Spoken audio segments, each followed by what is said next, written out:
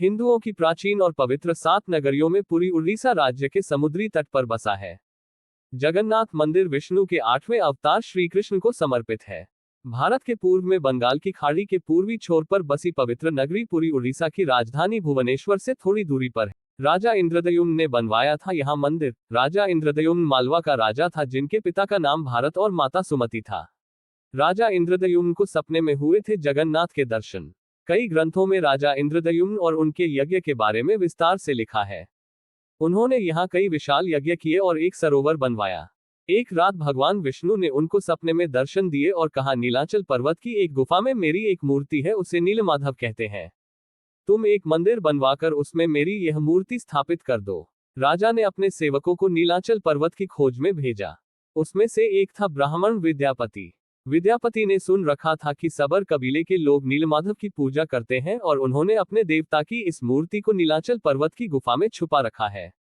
वह ये भी जानता था कि सबर कबीले का मुखिया विश्ववसु नीलमाधव का उपासक है और उसी ने मूर्ति को गुफा में छुपा रखा है।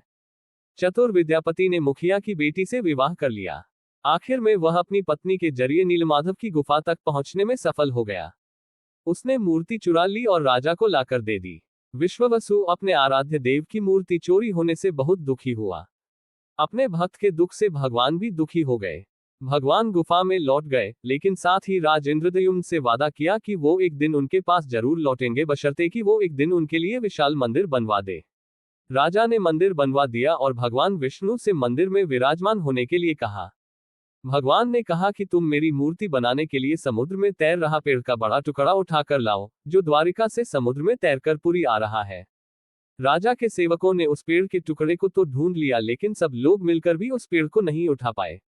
तब राजा को समझ आ गया कि नीलमाधव के अनन्य भक्त सबर कबीले के मुखिया विश्ववसु की ही सहायता लेना पड़ेगी। सब उस वक्त हैरान रह गए जब विश्ववसु भारी भरकम लकड़ी को उठाकर मंदिर तक ले आए। अब बारी थी लकड़ी से भगवान की मूर्ति गढ़ने की। राजा के कारीगरों ने लाख कोशिश कर ली, लेकिन कोई भी लकड़ी में एक छेनी तक भी नहीं लगा सका। तब तीनों लोक के कुशल कारीगर भगवान विश्वकर्मा एक बूढ़े व्यक्ति का रूप धरकर आए। उन्होंने राजा को कहा कि वे नीलमाधव की मूर्ति बना सकते हैं, लेकिन साथ ही उन्होंने अपनी शर्त भी रखी कि वे 21 दिन में मूर्ति बनाएंगे और अकेले में बनाएंगे। कोई उनको बनाते हुए नहीं देख सकता। उनकी शर्त मान ली गई। लोगों को आरी, छेनी, हथौड़ी की आवाजें आती रहीं। राजा इंद्रद्युम्न की रानी गुंडिचा अपने को रोक नहीं पाई। वह दरवाजे के पास गई तो उसे कोई आवाज सुनाई नहीं दी। वह घबरा गई। उसे लगा बूढ़ा कारीगर मर गया है। उसने राजा को इसकी सूचना दी। अंदर से कोई आवाज सुनाई नहीं दे रही थी, तो राजा को भी ऐसा ही लगा। सभी शर्तों और चेतावनियों को दरकिनार करते हुए राजा ने कमरे का दरवाजा खोलने का आदेश दिया। जैसे ही कमरा खोला गया तो बूढ़ा व्यक्ति गायब था और उसमें 3 अधूरी मूर्तियां मिली। भगवान नीलमाधव और उनके भाई के छोटे छोटे हाथ बने थे, लेकिन उनकी टांगें नहीं, जबकि सुभद्रा के हाथ पांव बनाए ही नहीं गए थे। राजा ने इसे भगवान की इच्छा मानकर इन्हीं अधूरी मूर्तियों को स्थापित कर दिया। तब से लेकर आज तक तीनों भाई बहन इसी रूप में विद्यमान है। वर्तमान में जो मंदिर है वह 7वीं सदी में बनवाया था। हालांकि इस मंदिर का निर्माण ईसा पूर्व 2 में भी हुआ था। यहाँ स्थित मंदिर 3 बार टूट चुका है। 1174 ईस्वी में ओडिशा शासक अनंग भीमदेव ने इसका जीर्णोद्धार करवाया था। मुख्य मंदिर के आसपास लगभग 30 छोटे बड़े मंदिर स्थापित हैं। हवा के विपरीत लहराता ध्वज। श्री जगन्नाथ मंदिर के ऊपर स्थापित लाल ध्वज सदैव हवा के विपरीत दिशा में लहराता है। ऐसा किस कारण होता है, ये तो वैज्ञानिक ही बता सकते हैं, लेकिन यह निश्चित ही आश्चर्यजनक बात है। ये भी आश्चर्य है कि प्रतिदिन सायंकाल मंदिर के ऊपर स्थापित ध्वज को मानव द्वारा उल्टा चढ़कर बदला जाता है। ध्वज भी इतना भव्य है कि जब ये लहराता है तो इसे सब देखते ही रह जाते हैं। ध्वज पर शिव का चंद्र बना हुआ है। गुंबद की छाया नहीं बनती। ये दुनिया का सबसे भव्य और ऊंचा मंदिर है। यह मंदिर 4 लाख वर्ग फुट में क्षेत्र में फैला है और इसकी ऊंचाई लगभग 214 फुट है। मंदिर के पास खड़े रहकर इसका गुंबद देख पाना असंभव है। मुख्य गुंबद की छाया दिन के किसी भी समय अदृश्य ही रहती है। हमारे पूर्वज कितने बड़े इंजीनियर रहे होंगे, यह इस एक मंदिर के उदाहरण से समझा जा सकता है। पुरी के मंदिर का यह भव्य रूप 7वीं सदी में निर्मित किया गया। चमत्कारिक सुदर्शन चक्र। पुरी में किसी भी स्थान से आप मंदिर के शीर्ष पर लगे सुदर्शन चक्र को देखेंगे तो वह आपको सदैव अपने सामने ही लगा दिखेगा। इसे नीलचक्र भी कहते हैं। यह अष्टधातु से निर्मित है और अति पावन और पवित्र माना जाता है। हवा की दिशा। सामान्य दिनों के समय हवा समुद्र से जमीन की तरफ आती है और शाम के दौरान इसके विपरीत, लेकिन पुरी में इसका उल्टा होता है।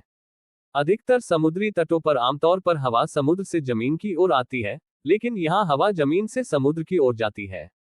गुंबद के ऊपर नहीं उड़ते पक्षी। मंदिर के ऊपर गुंबद के आसपास अब तक कोई पक्षी उड़ता हुआ नहीं देखा गया। इसके ऊपर से विमान नहीं उड़ाया जा सकता। मंदिर के शिखर के पास पक्षी उड़ते नजर नहीं आते, जबकि देखा गया है कि भारत के अधिकतर मंदिरों के गुंबदों पर पक्षी बैठ जाते हैं या आसपास उड़ते हुए नजर आते हैं। दुनिया का सबसे बड़ा रसोई घर। 500 रसोइये 300 सहयोगियों के साथ बनाते हैं भगवान जगन्नाथ जी का प्रसाद। लगभग 20 लाख भक्त कर सकते हैं यहाँ भोजन। कहा जाता है कि मंदिर में प्रसाद कुछ हजार लोगों के लिए ही क्यों न बनाया गया हो, लेकिन इससे लाखों लोगों का पेट भर सकता है। मंदिर के अंदर पकाने के लिए भोजन की मात्रा पूरे वर्ष के लिए रहती है। प्रसाद की एक भी मात्रा कभी भी व्यर्थ नहीं जाती। मंदिर की रसोई में प्रसाद पकाने के लिए 7 बर्तन एक दूसरे पर रखे जाते हैं और सब कुछ लकड़ी पर ही पकाया जाता है।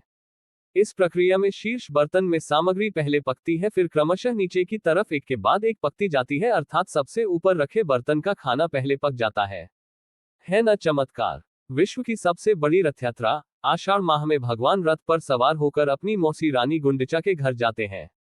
ये रथ यात्रा 5 किलोमीटर में फैले पुरुषोत्तम क्षेत्र में ही होती है। रानी गुंडिचा भगवान जगन्नाथ के परम भक्त राजा इंद्रद्युम्न की पत्नी थी, इसीलिए रानी को भगवान जगन्नाथ की मौसी कहा जाता है। अपनी मौसी के घर भगवान 8 दिन रहते हैं। आषाढ़ शुक्ल दशमी को वापसी की यात्रा होती है। भगवान जगन्नाथ का रथ नंदीघोष है। देवी सुभद्रा का रथ दर्पदलन है और भाई बलभद्र का रक्ष तलध्वज है। पुरी के गजपति महाराज सोने की झाड़ू बुहारते हैं, जिसे छेरा पैरन कहते हैं। हनुमान जी करते हैं जगन्नाथ की समुद्र से रक्षा। माना जाता है कि 3 बार समुद्र ने जगन्नाथ जी के मंदिर को तोड़ दिया था।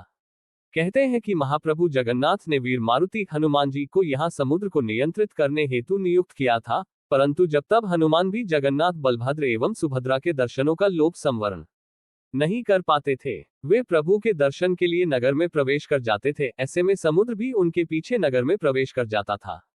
केसरी नंदन हनुमान जी की इस आदत से परेशान होकर जगन्नाथ महाप्रभु ने हनुमान जी को यहाँ स्वर्ण बेड़ी से आबद्ध कर दिया। यहाँ जगन्नाथपुरी में ही सागर तट पर बेदी हनुमान का प्राचीन एवं प्रसिद्ध मंदिर है। भक्त लोग बेड़ी में जगड़े हनुमान जी के दर्शन करने के लिए आते हैं। तारांकन महान सिख सम्राट महाराजा रणजीत सिंह ने इस मंदिर को प्रचुर मात्रा में स्वर्ण दान किया था, जो कि उनके द्वारा स्वर्ण मंदिर अमृतसर को दिए गए स्वर्ण से कहीं अधिक था।